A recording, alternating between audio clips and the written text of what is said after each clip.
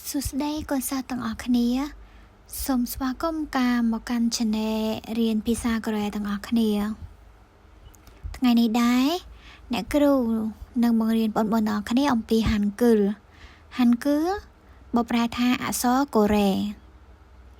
ចំពោះ Hangul នេះដែរគឺបែងចែកជាពីរមានព្យញ្ជនៈនិងស្រៈ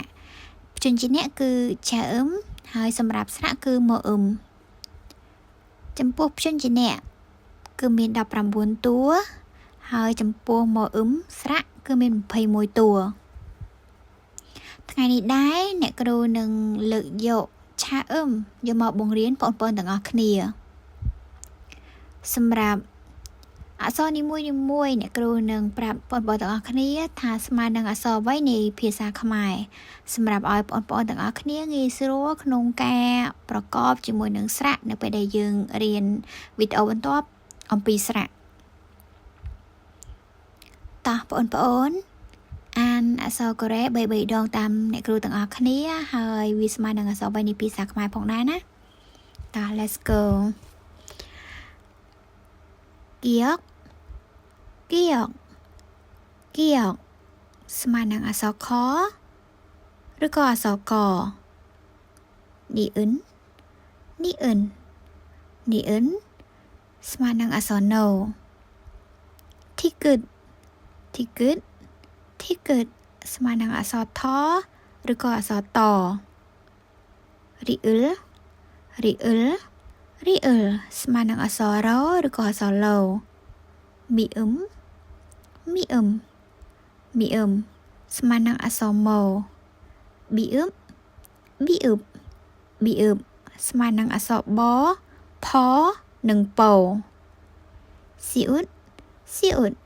ស៊ីអ៊ុតស្មើនឹងអក្សរសឬក៏អក្សរតអ៊ីអឹងអ៊ីអឹងអ៊ីអឹងស្មើនឹងអក្សรงឬក៏ពេលខ្លះវានៅខាងលើគឺវាមានសលេងទេបងប្អូនតែបើសិនជាវាជាជើងគឺវាស្មើនឹងអក្សรงជីអ៊ឹតជីអ៊ឹតជីអ៊ឹតស្មើនឹងអក្សរចឬក៏អក្សរតហ៊ីអ៊ឹត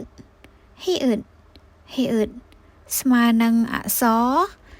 ហប៉ុន្តែនៅពេលខ្លះគឺវាអត់សូវមានជាសំឡេងនៅពេលនៅវីដេអូបន្តទៀតចាំអ្នកគ្រូប្រាប់បងប្អូនទៀតអូខេគៀកគៀកគៀកស្មើនឹងអក្សរខអ៊ីអ៊ឹតអ៊ីអ៊ឹតអ៊ីអ៊ឹតស្មើនឹងអក្សរថភីអ៊ឹប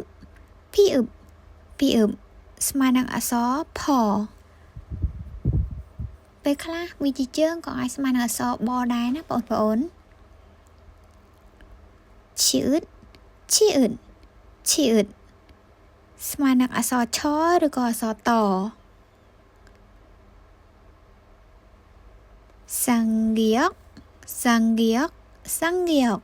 ស្មើនឹងអក្សរកសាំងទីគឹតសាំងទីគឹតសាំងទីគឹតស្មើនឹងអក្សរតសាំងប៊ីអ៊ឹប